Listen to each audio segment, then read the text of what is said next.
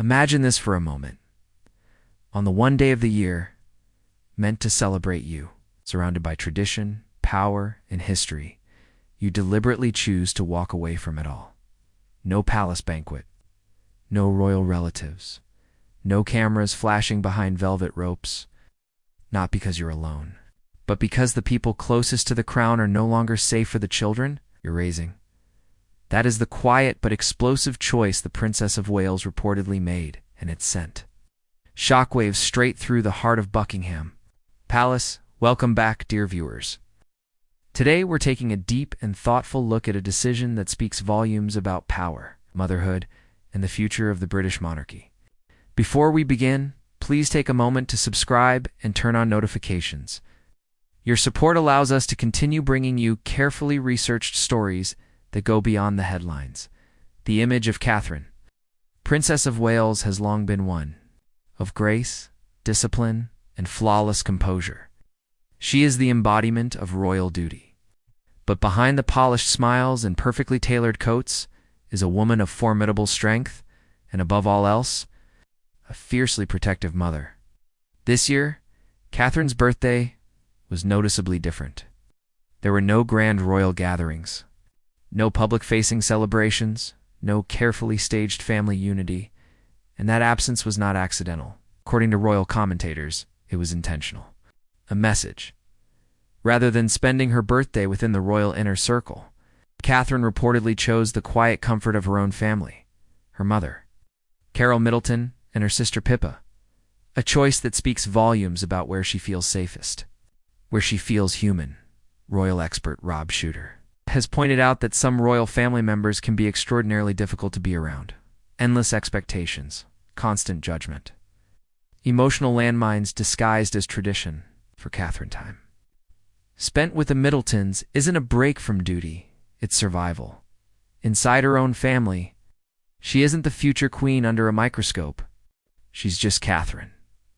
No palace politics, no unspoken rivalries, no pressure to perform. It's just unconditional support.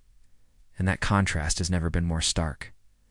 The Windsor family operates under the famous rule of never complain, never explain. But that silence often hides deep fractures. The Middleton household, by contrast, offers normalcy, warmth, emotional safety.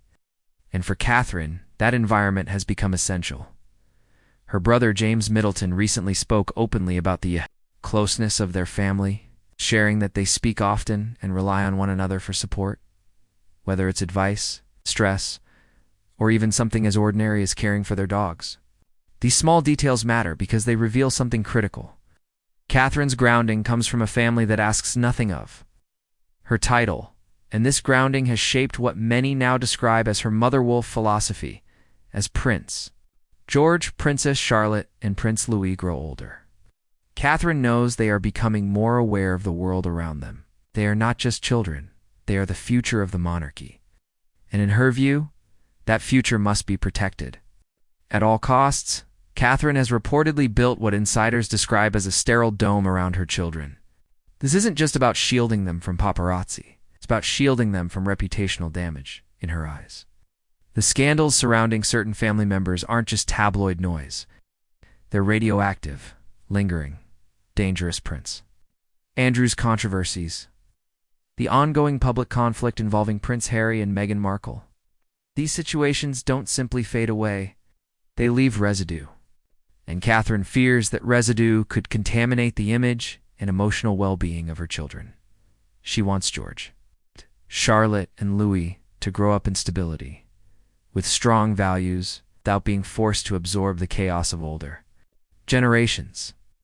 In her calculation, proximity to scandal is risk, and risk is unacceptable when the crown's future is at stake. This is why the York side of the family, in particular, represents instability Catherine wants to avoid. The shadow surrounding Prince Andrew hasn't disappeared, and in her view, allowing her children to be closely associated with that history is a liability. She's playing the long game.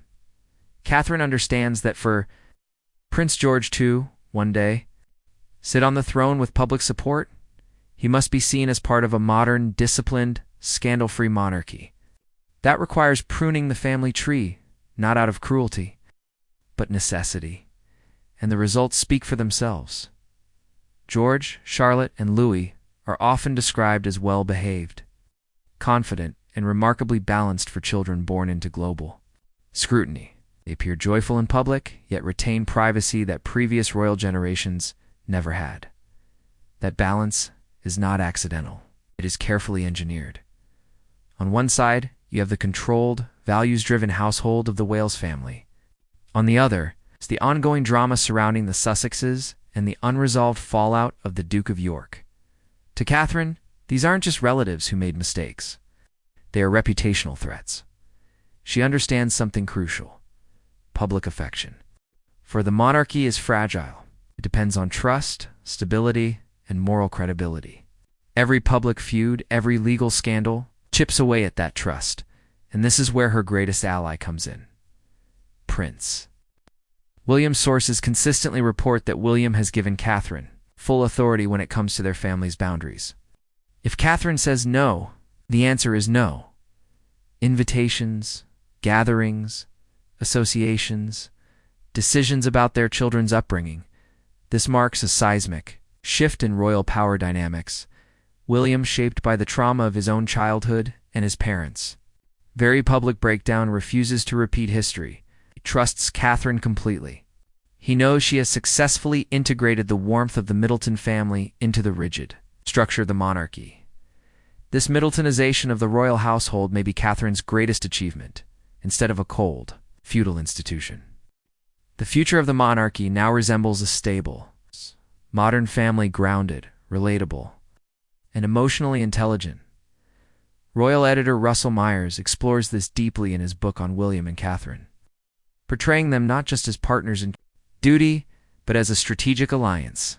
They aren't reacting to crises, they're anticipating them. They understand that the monarchy must evolve to survive. So when Catherine chose a quiet birthday with her mother and sister, it wasn't a snub, it was a declaration. Her loyalty lies with her children, her mental health, and the future of the crown, not with maintaining appearances for difficult relatives. For many watching, this resonates deeply.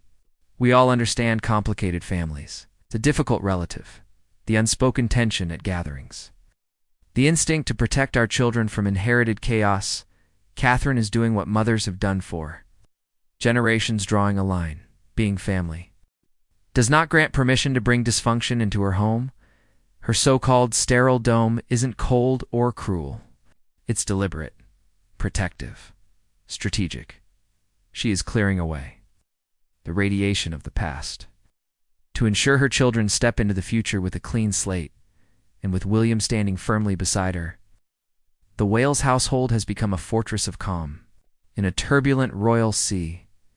Catherine's birthday may have been quiet, but its message was thunderous. In the new era of William and Catherine, peace comes first. Protection of the heirs comes first. Everything else is secondary. She is the mother wolf guarding the den, and the future king trusts her instincts completely. Now we want to hear from you. Do you think Catherine is right to distance her children from controversial family members? Is protecting the monarchy's future worth redefining what family unity looks like? Share your thoughts in the comments below. Your perspectives are always invaluable. Thank you for joining us. Stay informed, and we'll see you in the next video.